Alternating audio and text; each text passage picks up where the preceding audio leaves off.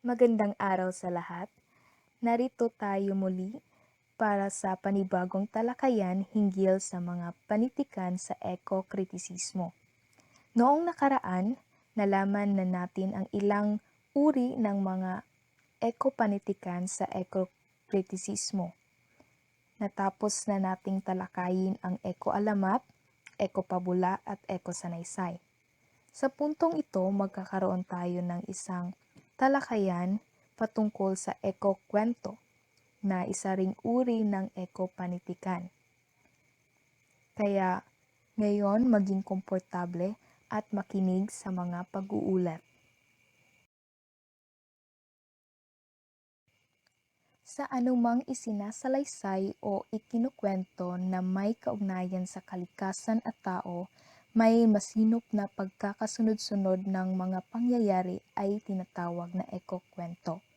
Maaari itong halaw sa tunay na karanasan at pangyayari o imahinasyon lamang. Ayon sa ating ama ng maikling kwento na si Edgar Allan Poe, ang eco-kwento ay mga aktang pampanitikan na nilikha sa pamamagitan ng imahinasyon at katang-isip batay sa mga karanasan o pangyayari sa totoong buhay. Tinalakay nito ang natatangi at mahahalagang kaganapan sa buhay ng bida. Ito ay kumakatawan sa isang mahalagang bahagi ng buhay ng tao. Sabi naman ni Tolentino noong 2000, ang kwento ay maaaring nagmula sa mga tradisyon ng pagsasalaysay ng ating mga ninuno gaya ng alamat, kwentong bayan at dagli. Patuloy itong umuunlad hanggang sa nagbago ito ng anyong maikling kwento. Ang maikling kwento ay isa sa pinakabunsong anyo ng panitikan sa ating bansa. Ang grupo ng mga pangyayari na bumubuo sa salaysay ng isang maikling kwento ay maaaring basahin sa iba't ibang perspektibo gaya ng usaping historikal at sosyolohikal. Ang ganitong pagbasa ay nakatuon sa kasaysayang lumikha ng mga pangyayari at maging sa lipunang nag-anak nito. Gayunman, ang konteksto ng eco-kritisismo sa maikling kwento ay nakasentro sa pag-aaral ng konsepto ng estetika o ganda ng ating kalikasan, kapaligiran at maging sa mundo kung saan pinatitingkad nito ang tagpuan at banghay. Nagsimula sa mga pinagpasa-pasang kwentong bibig ang ugat ng maikling kwento. Sa maraming aklat, mababasa ang mga anekdota at kwentong bayan na wala naman talagang may akda. Layunin lamang nito na ikwento o ipangaral sa mga kabataan upang hindi gumawa ng masama. Ikinukwento ang mga pangyayaring lumikha ng tauhan tutupad sa mithiin ng magulang na maging masunurin ang mga anak. Kaya noong 1935, kinilala ang tawag na maikling kwento na may iisang banghay, 2 hanggang 8 tauhan, madulang pangyayari at natatapos sa iisang upuan lamang. May 7 elemento ang maikling kwento. Una, tauhan. Ang tauhan ay siyang bida ng kwento kung saan umiikot ang buong salaysay. Nilikha ng manunulat ang tauhan upang magbigay buhay sa kwento. Ang tauhan ang may papel sa kwento na kung saan nakasentro ang mga pangyayari. Pangalawa, tagpuan o panahon. Ito ay ang paglalahad sa kung saan at kailan nangyari ang kwento. Dinadala ng may akda ang mambabasa sa iba't ibang lugar, kailan, at saan naganap ang insidente. Pangatlo, saglit na kasiglahan.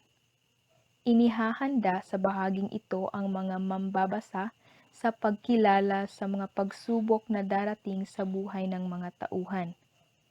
Pang-apat, Suliranin o tunggalian. Ito ay tumutukoy sa paglalaban ng pangunahing tauhan sa sumasalungat nito. Ang tunggalian ay maaaring tao laban sa kalikasan, tao laban sa sarili, tao laban sa tao o lipunan. Panglima, ang kasukdulan. Ito ay ang pinakamataas na uri ng kapanabikan. Dito nahihiwatigan ng bumabasa ang mangyayari sa pangunahing tauhan kung siya'y mabibigko o magtatagumpay sa paglutas ng suliranin. Pang-anim, kakalasan. Ito ang kinalabasan ng paglalaban. Ito ay sumusunod agad sa kasukdulan. At ang panghuli ay wakas. Ito ang kinahinatnan ng pakikipagtunggali ng bida. Tinatawag na trahedya ang wakas kapag ang tunggalian ay humantong sa pagkabigo ng layunin o pagkamatay ng pangunahing tauhan. Tinatawag namang melodrama kapag may malungkot na sangkap subalit nagtatapos naman ng kasiya-siya sa mabubuting tauhan. Kagaya ng ibang uri ng panitikan, ang maikling kwento ay may tatlong bahagi. Ito ang simula, gitna at wakas. Sa simula, kumakabilang nito ang tauhan, tagpuan at suliranin. Ang mga tauhan ang naglalaman kung sino-sino ang magsisiganap sa kwento at kung ano ang papel na gagampanan ng bawat isa. Maaari itong bida, kontrabida o suportang tauhan. Habang sa gitna ay binubuo ng saglit na kasiglahan, tunggalian at kasukdulan. Ang saglit na kasiglahan ang naglalahad ng panandaliang pagtagpo ng mga tauhang nasasangkot o masasangkot sa suliranin. At ang panghuli ay wakas. Ang wakas ay binubuo ng kakalasan at katapusan. Ang kakalasan ay bahaging nagpapakita ng unti-unting pagbaba ng takbo ng kwento mula sa maigting na pangyayari sa kasukdulan. Ang katapusan ay ang bahaging kalalabasan ng magiging resolusyon ng kwento na kung saan maaari itong masaya o malungkot o kaya ay pagkatalo o pagkapanalo.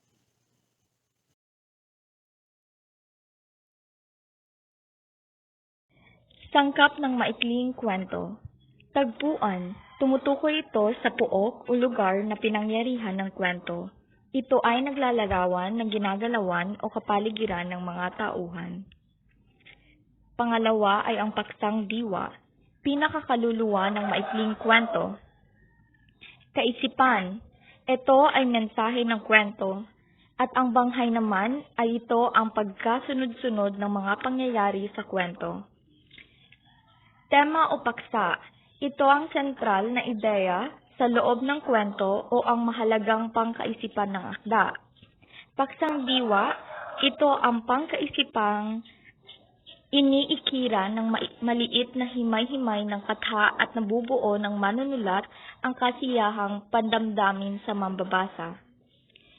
Himig, ito ang maglalantad sa kulay ng kalikasang pandamdamin ng kwento, maaaring masaya ang kwento o kaya'y malungkot, mapagpatawa at maromansa. Ang paningin naman ay ito ang pananaw na pinagdaraanan ng mga pangyayari. Matutukoy ng isang mambabasa ang iba't ibang sangkap ng akda sa pamamagitan ng paningin. Sa pamamagitan rin nito, makilala ng mababasa ang inilalahad na lugar, panahon at ang relasyon ng mga tauhan.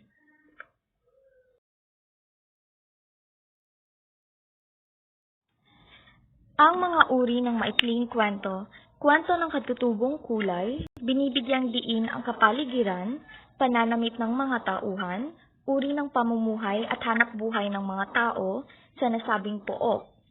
Pangalawa naman ay ang kwento ng pakikipagsapalaran. Nasa balangkas ng pangyayari ang kawilihan o interes sa kwentong ito. Pangatlo ay ang kwento ng kababalaghan. Ito ay ang mga di kapanipaniwalang bukod pa sa mga katatakutan ang siyang daan ng kwentong ito. Kwento ng tauhan, ang interes ng diin ay nasa pangunahing tauhan. At ang kwento ng katatawanan, ang diin ng kwentong ito ay magpatawa at bigyang aliw ang mga mambabasa. Kwento ng pag-ibig, ito ay tungkol sa pag-iibigan ng pangunahing tauhan at ang katambal niyang tauhan. Kwento ng kapaligiran, ang paksa ay mga pangyayaring mahalaga sa lipunan, kadalasan patungkol sa kalikasan. At ang kwento ng madulang pangyayari, binibigyang diin ang kapanapanabik at mahahalagang pangyayari na nakapagpapaiba o nakapagbago sa tauhan. Kwentong pakikipagsapalaran, marumansa. Nasa balangkas ang kawilihan sa halip na sa mga tauhan ang kawilihan. Sa mga kawil ng mga pangyayari ang siyang bumabalot sa pangunahing tauhan.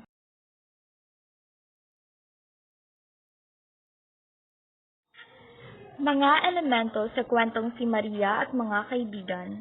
Ang mga tauhan sa kwentong ito ay si Maria, ang batang hindi alam kung sino ang mga magulang. Si Buhi ay ang kaibigan ni Maria. Busyangao naman ay ama ni Buhi. Ang mga kaibigan ni Maria naman ay ang usa at ibon na si Batok.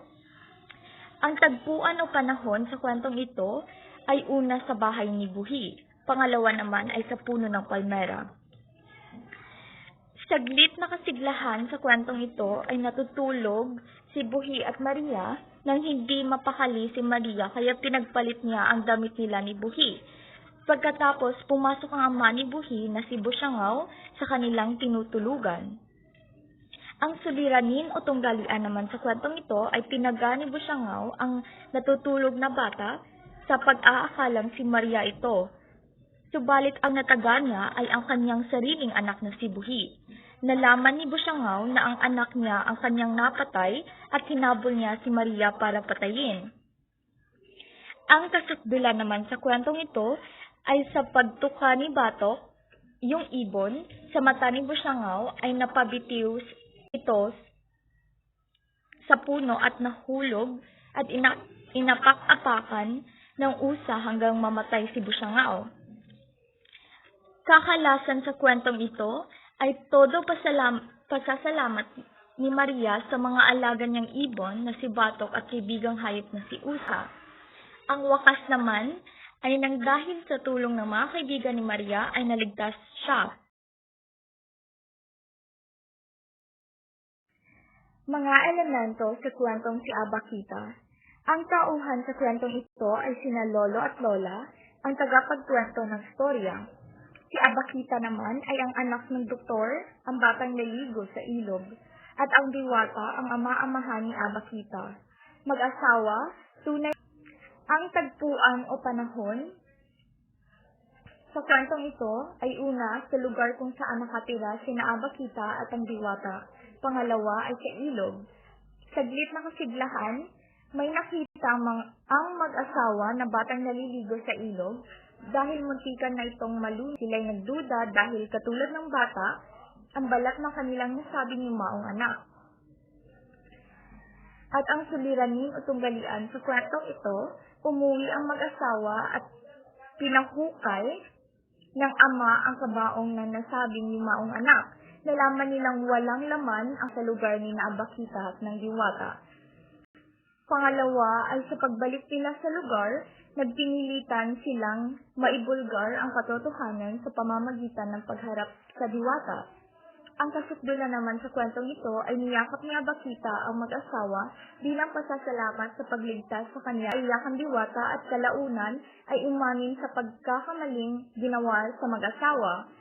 Sa kalasan naman sa kwentong ito ay nagsiiyakan ang diwata, mag-asawa, at si Abakita dahil sa mga pagkabunyag ng katotohanan. At ang wakas naman sa kwentong ito ay sinama ang kanilang anak pauwi sa kanilang bahay.